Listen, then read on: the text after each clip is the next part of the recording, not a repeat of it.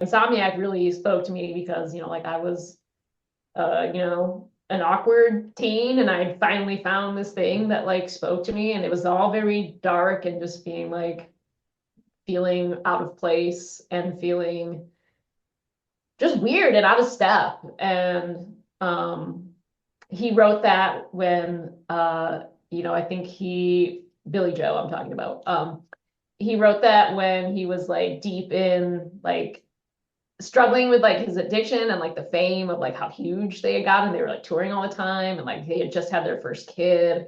And so it was just like these very dark themes. Oh, and then like, they were, like kind of processing the trauma of like basically being exiled from like their scene that they came up in Berkeley, and like being banned from like Gilman and stuff because they got, like, oh, you sold out, you signed to a major label, you're not welcome here anymore, and like dealing with like all of that. So it's like a lot of songs are about like, there's like Brain Stew, which is just like, I can't fucking sleep because I have a kid now, but I'm also like a rock star.